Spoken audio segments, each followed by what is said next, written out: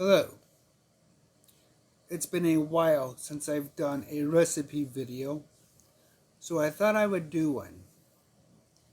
But I want a very specific kind of recipe because I've noticed lately that I'm using my favorite three indicators a little too much. A momentum-based approach using moving averages, MACD, and Bollingers. These are my three favorite indicators, and I have actually used all three of them together in one recipe. I don't want my trading to be limited to just one-trick pony tactics, or to become too dependent on one particular set of indicators. The market is always changing, and I need to be able to think outside those limits. So for my challenge today, I'm going to pick a coin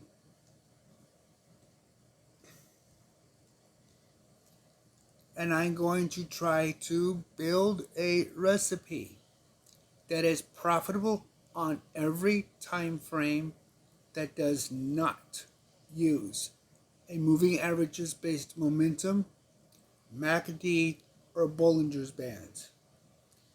And that's going to be really hard for me because those three are my go-to choices to always start any recipe. I've looked back and I've really become dependent on those three. So I need to really push myself here to think out of the box and come up with a strategy that is consistently profitable. So I'm going to start out by loading the analyzer module.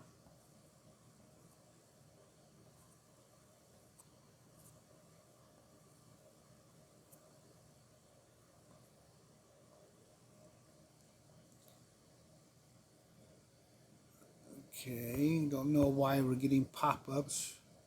Okay, here we are, the analyzer module. Now let's move it to the main chart and get it set up.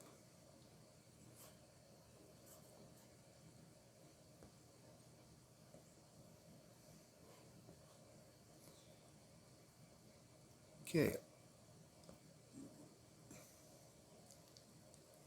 I am using a accumulation approach, so I want my accumulations to be very specific.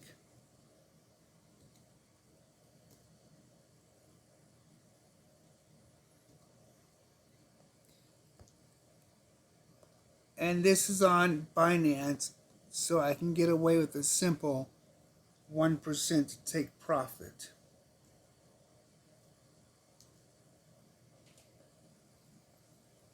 Okay, now I want a maximum, no more worst case situation. 99 positions, that's it. I want it below that. Okay, let's begin by, if I can get this thing to cooperate, getting it tuned properly.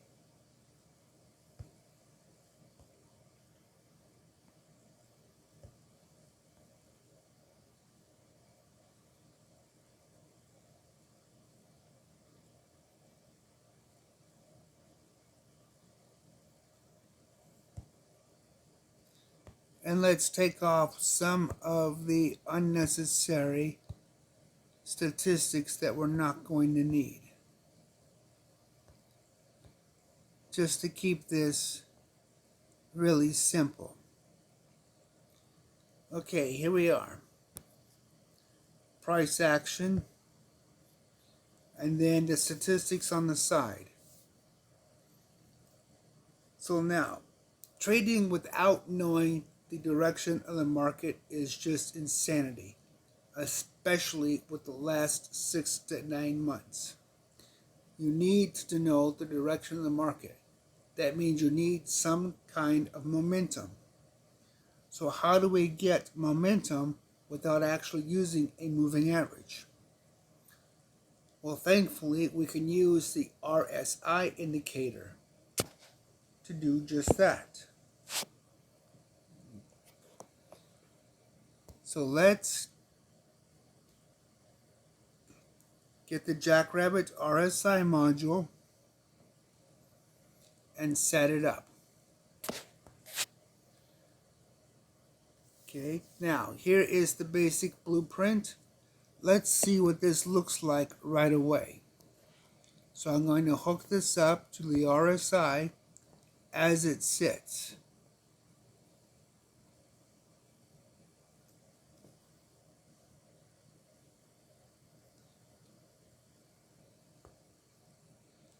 Okay, and here we go.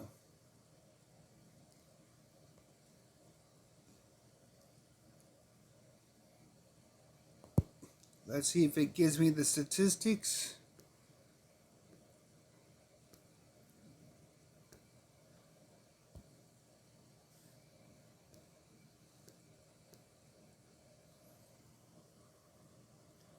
Okay, we have an average of 17 positions, a maximum of 99, and a total of 200 purchases. 35 completed cycles over 17 days. Well, that's good. It works, but it's just too much. Let's turn off some of the noise. And actually adjust it to on-bar close. So it does do good. As it is, no problem.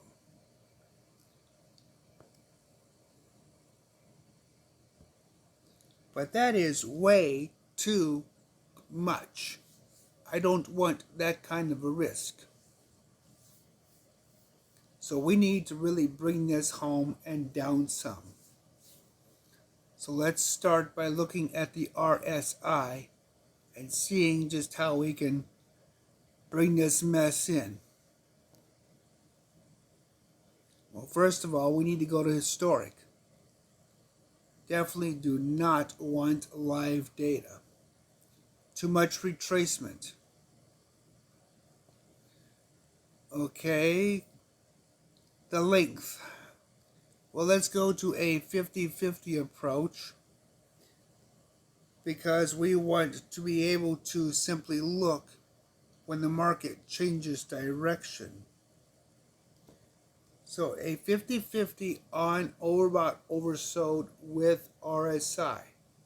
If it's above or the top portion, that means the market is trending upwards. If it's below the 50 line or the bottom portion of the chart, as you can see here, that means the market is trending downwards. So that's all fine and well, and it does work well. But now we need to rein this in a lot more. So the length.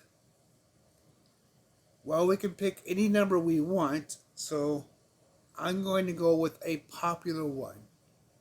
Normally we would have a 200 period moving average. So let's start there. Let's see what happens with RSI when we move it to 200 periods. Well, we see it's toned down quite a bit. Okay, so let's take it down a little more into a prime number.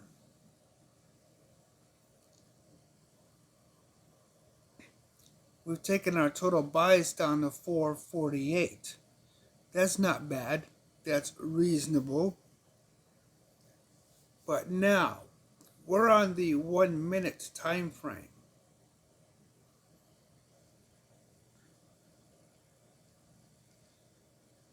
We're using a crossover method.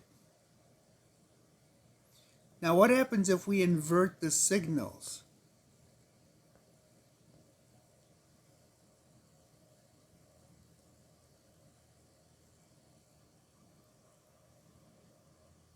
we've drastically reduced our total purchases and our maximums and our average. Now our maximum is only 83. Our average is only 12. And we still have 25 trades per the 17-day period. So that looks like something that we might want to work with. We've done a good job in reducing it altogether. So let's see. Let's bring up the strategy tester. And we see we have a percentage profitable 71% of the time. 291 trades. And it's a profit factor of 1.5%. That's not bad. The drawdown's not bad either, but I don't like using this number. So for me, it's the maximum number of purchases multiplied by the position size. That's my exposure. That's what I expect in my exposure to determine how well things are going to work. But let's see if we can get better information. Okay, let's go to January of 2017. This is when most exchanges seem to really be set up. And let's go to today. So now let's try to find out if we have a good historical record for as much information as possible. Let's see how this looks on the big picture, even through this incredibly wicked bear market we just came out of.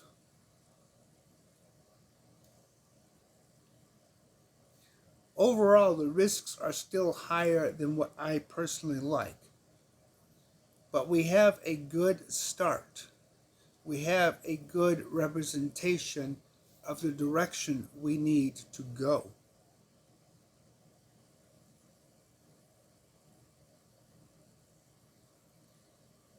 Okay, I'm going to let this whirl and spin.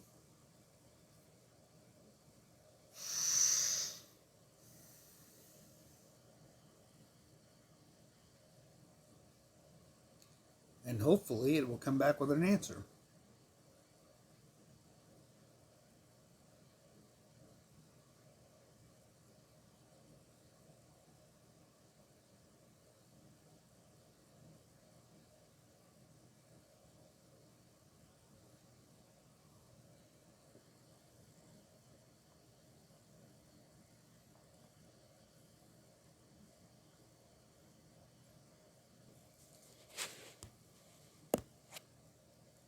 Okay, we have been sitting here for a while and nothing is going on.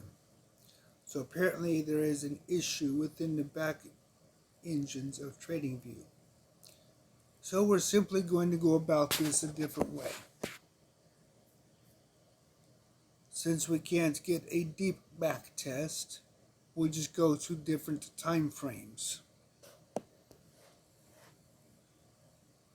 and see how it works out appropriate to each time frame. 278 closed trades, 71% profitable. Profit factor of 1.3. From the standpoint of what you want to be aware of, 100 closed trades is the hallmark the market generally follows as what's considered a worthwhile process to move into paper trading. So we are certainly well within the range of that with this particular approach. Let's keep going though.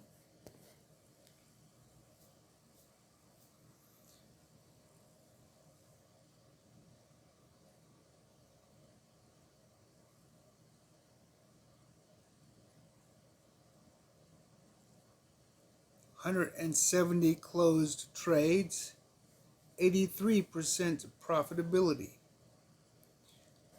We're starting to get into when the bear market really took root, and we see some of that. As you can see with the dip down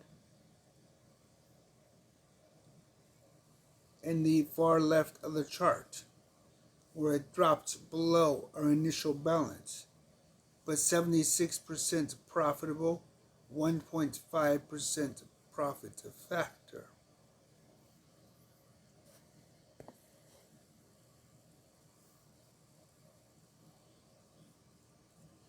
So as you can see, we are doing fairly well with this. Let's go straight to the 4-hour chart. Long term, and not as many closed trades, but still profitable.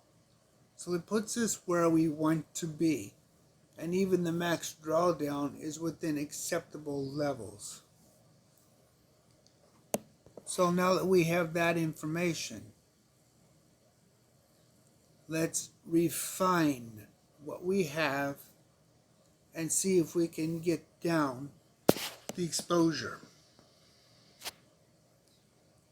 83 maximum positions is still too much. It's too much for what I want to have.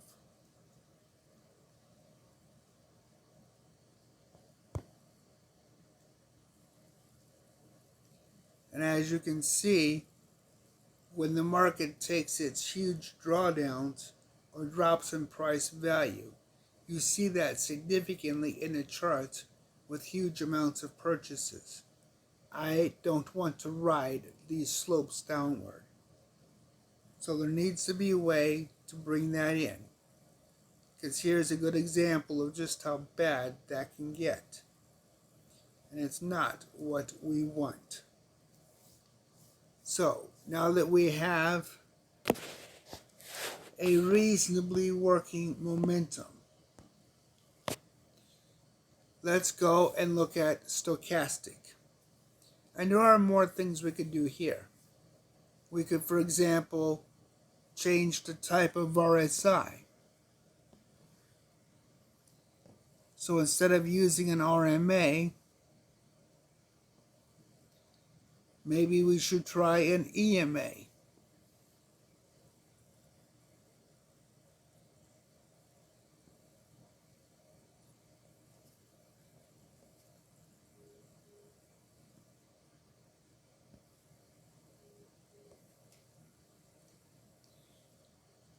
That didn't do as well. We're back up to 99. The RMA actually did better, even though we have 27 closed trades.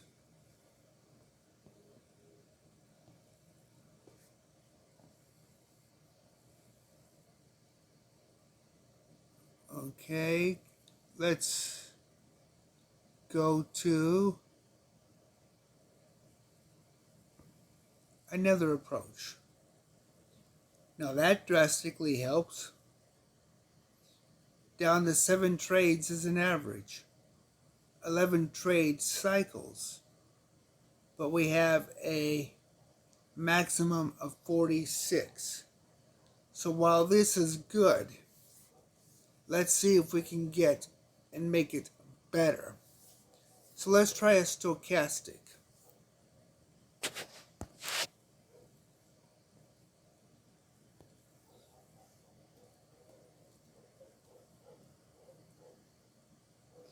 Okay, let's look at the Jackrabbit module.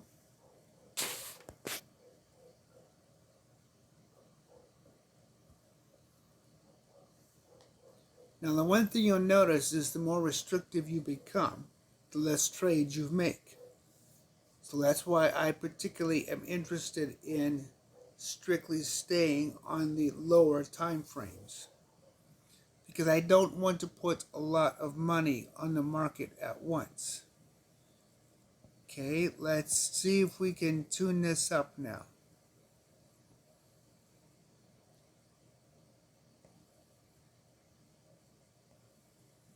Okay, so here's the signal. The stochastic is actually leading the RSI by about 5 candles. So for now we're going to leave it alone, except we're going to put it in historic. And we're going to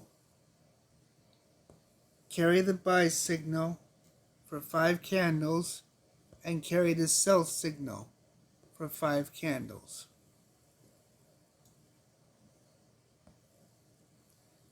So now that we have a lineup of one clear indicator, let's hook them together. Now this is not necessarily going to be the be-all and end-all or last straw to this approach.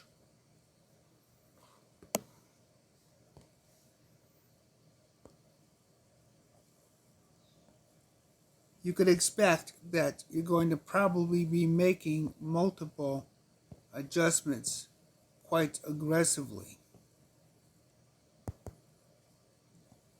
But we have accomplished what we set out to do. 5 trade cycles, 1.2% profit, an average of 1 position per cycle, and a maximum of 1 position per cycle. We have pretty much come across what is often referred to as a one-hit wonder. So we have momentum and we have confirmation within the stochastic.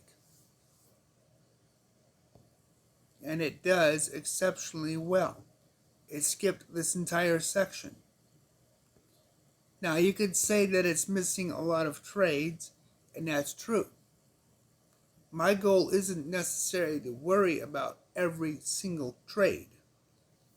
My goal is to simply try to get something that works profitably well, consistently. And this does just that by limiting my exposure. So from the standpoint of what I can see in this recipe, this actually does exactly what I want. And it does it very well. Let's see what the trade analyzer says. As you can see, not bad. It says only 40% profitable. But let's go up and see how this looks in other time frames. Here it says it's 100% profitable.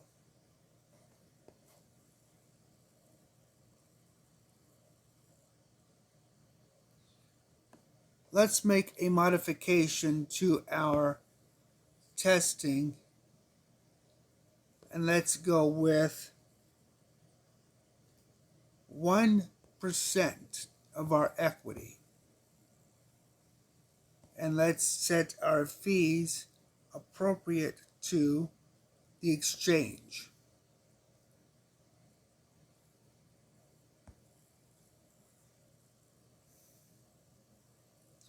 Now you do need to make sure that your position size equals your time frame.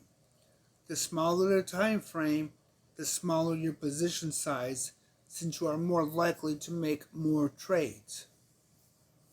But this is what you can see consistently with a well-refined approach. Risk mitigation, budget management. 2 critical points to any trading approach. And we've accomplished both, and done so reasonably well.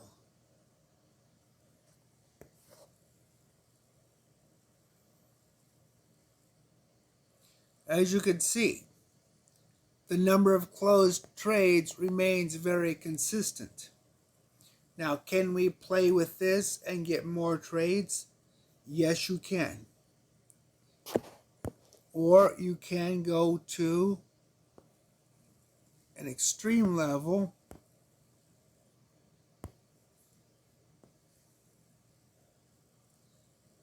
go to the lowest level that TradingView allows for signals, every 15 seconds. Now that is 4 times a minute, or 4 candles a minute.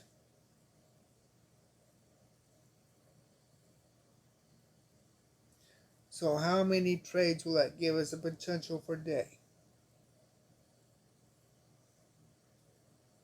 So basically we could make up to a potential of 5,000 trades a day.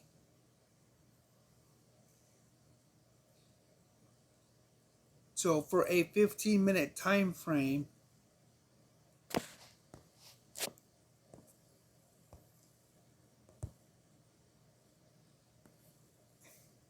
we have roughly 3.81 days of data. And you've made 2 trades in those 3 days. That's acceptable. So here we have a nice little recipe. It's extremely defensive, very conservative, and it hits all of the marks very nicely. Now, while my goal wasn't to try to find a one-hit wonder, it certainly turned out to be a nice little surprise. So let's see how this does on different exchanges. Okay, we're on Binance already. So, particularly with lower quality coins, since that is going to be the one that will be of interest simply because of price point. Here we have 4 trades. And it has 23 days of history. Not bad.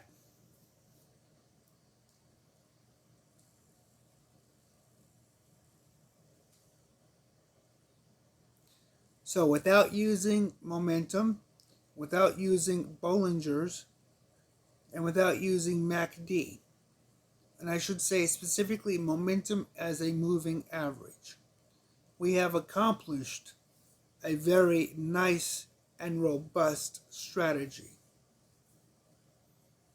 that has a very defensive property to it. 5 trade cycles in roughly 3 days, with a 1% average each trade cycle. So basically in, I'm going to say 4 days, this recipe has made roughly a 5% profit.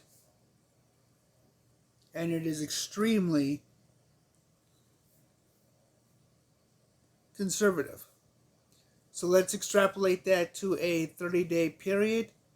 Well, 4 days goes into 30. Let's see. Do a little quick math here.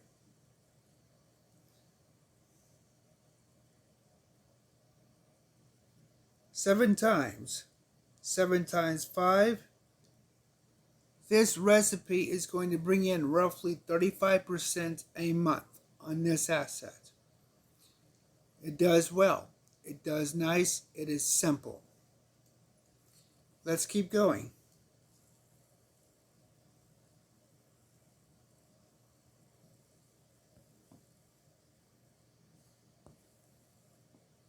Here is 7 for 10 days, or roughly 21 per month, or a 21% profit. And this is on an asset I normally would not trade, but with something like this, I certainly would take a closer look.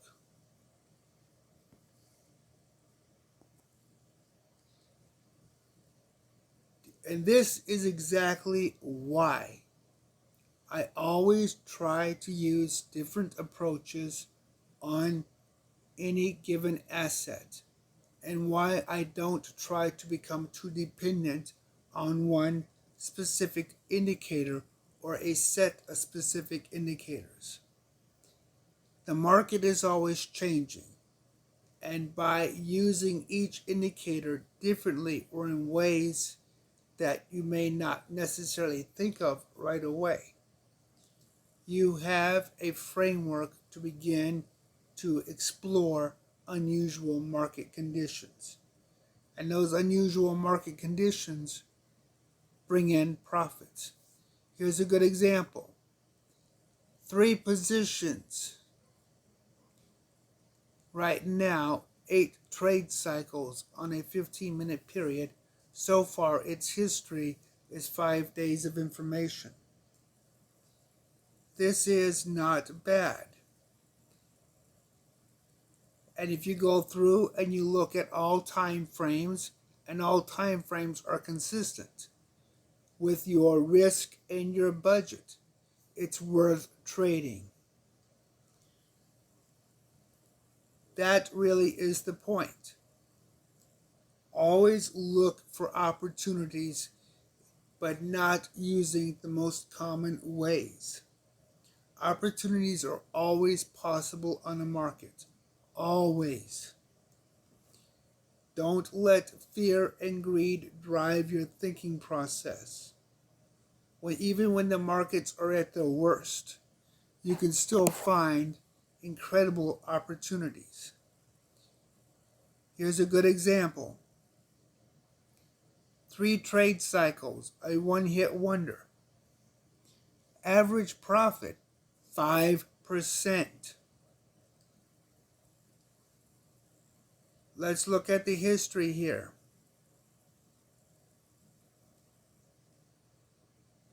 Here's the whole history of 2022, including the massive, huge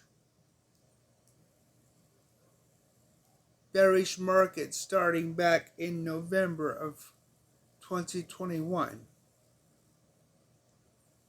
Now, a market like this would require a position size appropriate to your investment. But nonetheless, as you can see, it did well.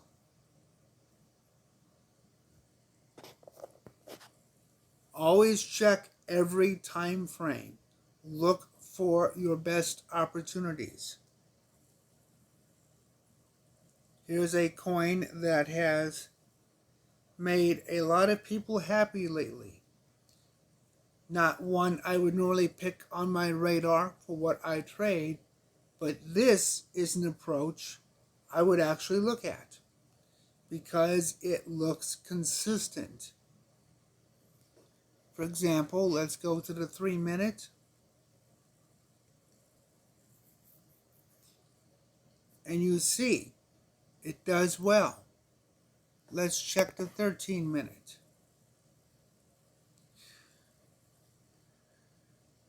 Nothing in the 13-minute at all. So you can see how well this will work.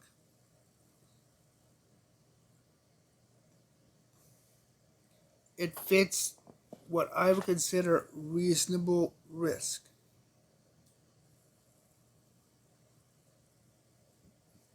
Let's go to the 1 billion market.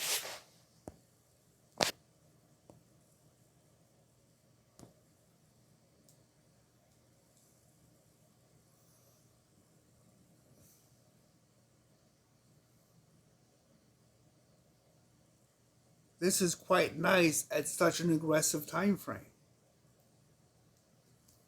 And look how little it actually accumulates. That is critical. So you have a accumulation process that is very limited in a very aggressive time frame. So in 4 days, this has made a 6% profit.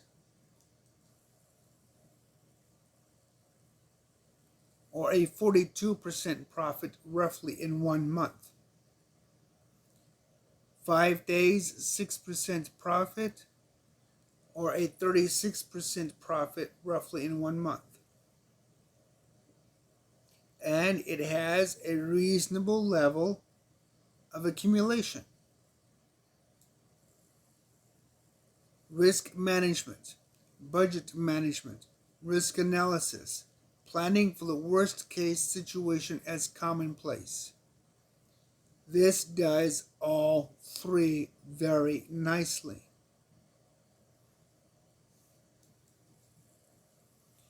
The market is very easy to make money in when you take those steps into account.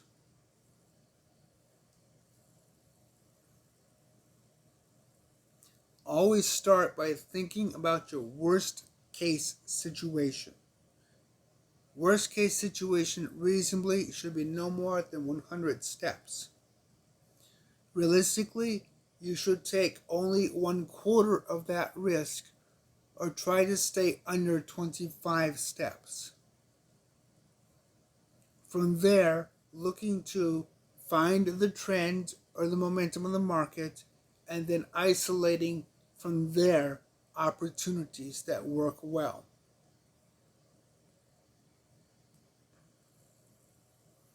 You have the perfect recipe. It makes money, it does well, and it is something that you can rely on consistently not to blow your account up. And some coins, as you can see, they take a little longer, which is fine. You can check these coins out just by going to a higher time frame. So this tells you basically what to expect for this coin's performance. And it's still quite nice.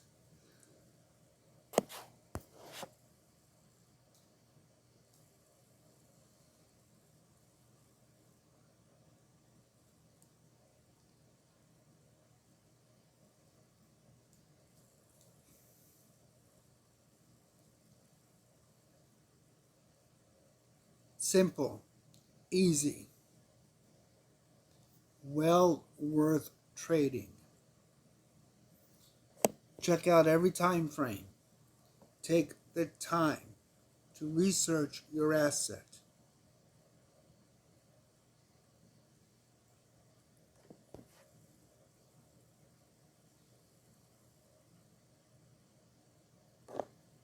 Using Jackrabbit in this way with unusual opportunities means you never miss out of the good opportunities. It's just a matter of knowing how to look for them. And there are always opportunities all around.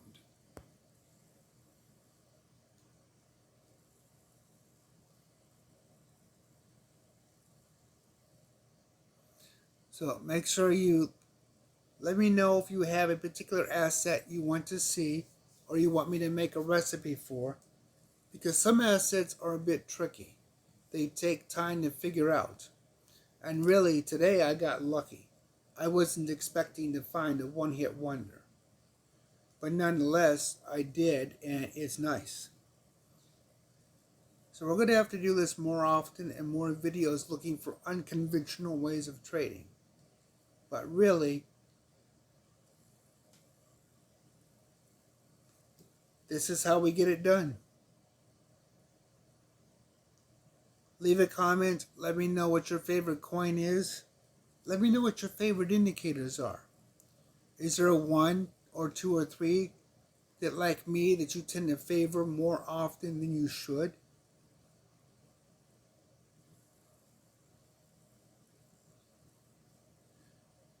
Until next time.